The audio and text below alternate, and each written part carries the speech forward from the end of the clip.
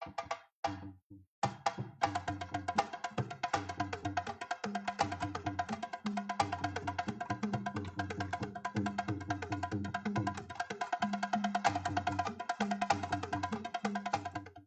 káàsán o. Ìròyìn káàkiri àgbáyé ló ń dé sí etí ìgbọ̀nyẹn láti ìkànnì ìdẹ̀ra 105.3 FM. Tolúlọpẹ́ Ọlánrewájú lórúkọ mi. Ṣáájú ẹ gbọ́ àwọn kókó inú ìròyìn ọ̀hún.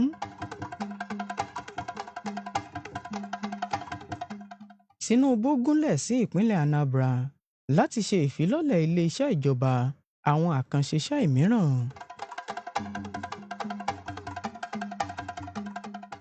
Gómìnà Rada wà nínú ìpàdé bí àwọn aṣojú-ṣòfin mẹ́ta ṣe kúrò nínú ẹgbẹ́ òṣèlú PDP lọ sí APC. Nílẹ̀ òkèrè, orílẹ̀-èdè Israel ṣe àtìpà sí àwọn ilé ẹ̀kọ́ àjọ àgbáyé 6 ní ìhà ìlà-oòrùn Jerusalem.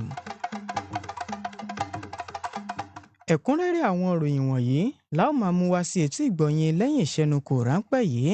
Ẹ máa bá wa ká lọ.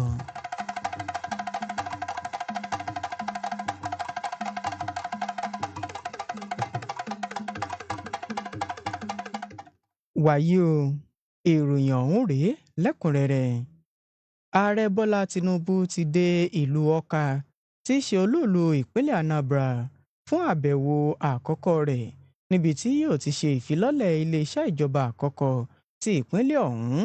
Iṣẹ́ àkànṣe iṣẹ́ náà tó ti wà fún 30 ọdún sẹ́yìn. Ilé ìjọba tuntun náà ló wà lórí éékà ilẹ̀ 8 léyìí tí yóò jẹ́ ilé-iṣẹ́ ìjọba tó tóbi jùlọ lórílẹ̀‐èdè yìí. Lákòókò àbẹ̀wò rẹ̀, Tinubu yóò tún ṣe ìfilọ́lẹ̀ àwọn iṣẹ́ àkànṣe mìíràn bíi Solution Fund City àti afárá abẹ́yẹfò Ekwulobia.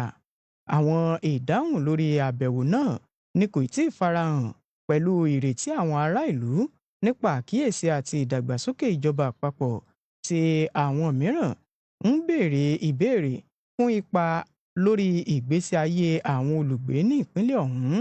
Àbẹ̀wò yìí ó jẹ́ ìrìn àjò PDP lọ sínú ẹgbẹ́ òṣèlú All Progressives Congress APC. Àwọn aṣòfin tí wọ́n yapa náà ó ní Abdullahi Balarabe Dabai, Abubakar Aliyu àti Yusuf Majigiri.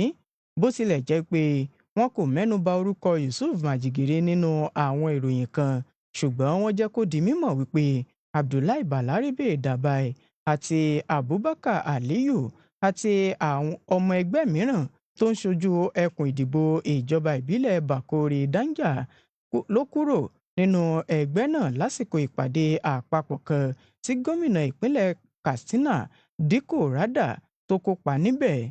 Àwọn aṣòfin náà sọ wípé rògbòdìyàn abẹ́lé láàrin ẹgbẹ́ òṣèlú PDP òun ló fà á tí àwọn fi kúrò nínú ẹgbẹ́ náà. Ìdàgbàsókè yìí òun ló tẹ̀lé àṣà kan tó farajọra lẹ́yìn ọjọ́ méjì tí àwọn ọmọ ilé ìgbìmọ̀ aṣojú-ṣòfin 6 láti ìpínlẹ̀ Delta tí wọ́n kúrò nínú ẹgbẹ́ òṣèlú PDP lọ sínú ẹgbẹ́ òṣèlú APC.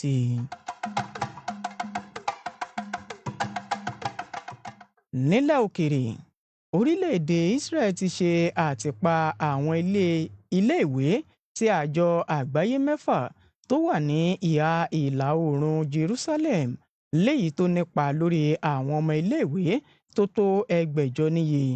Iléeṣẹ́ àjọ àgbáyé fún àwọn asásàálà orílẹ̀-èdè Palestine UNRWA ló ń ṣàkóso àwọn iléèwé wọ̀nyí, léyìí tí iléeṣẹ́ tó ń rí sí ètò ẹ̀kọ́ lórílẹ̀-èdè Israel pàṣẹ àtìpà rẹ̀ láti oṣù tó kọjá.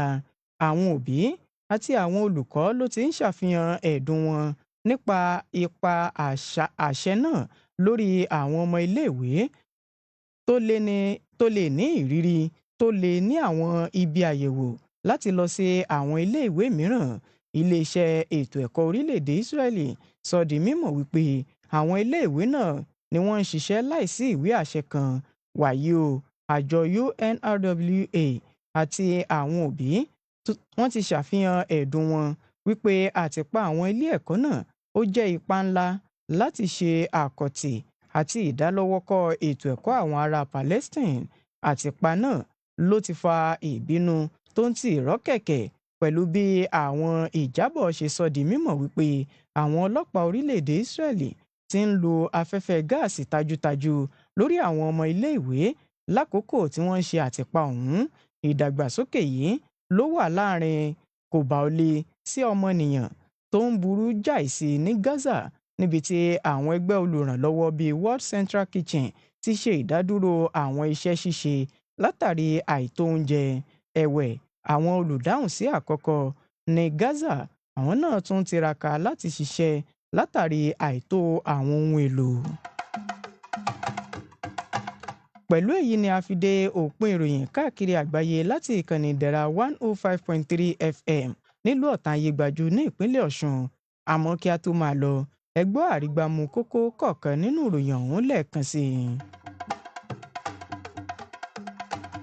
A mú wá fún yín wípé ààrẹ Bọ́lá Ahmed Tinubu gúnlẹ̀ sí ìpínlẹ̀ Anambra láti ṣe ìfilọ́lẹ̀ iléeṣẹ́ ìjọba àwọn àkànṣe iṣẹ́ mìíràn.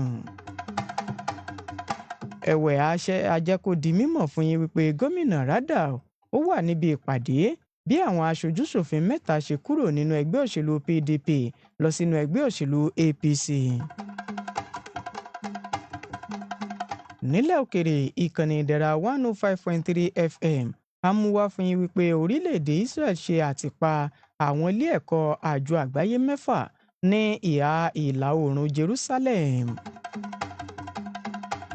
Fún ìfitónilétí àti bí nǹkan ṣe ń lọ lágbègbè yẹn, ẹ lè kàn sí wa lójú òpó ìbánidọ́rẹ̀ẹ́ Facebook wa pẹ̀lú Ìdẹ̀ra 105.3 FM.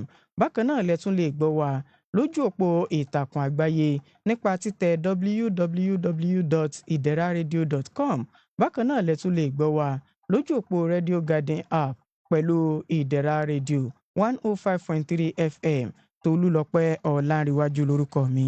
Ẹ ṣeun tẹ́ ń tẹ́tí sí wa, ẹ káàsán lẹ́ẹ̀kan sí i.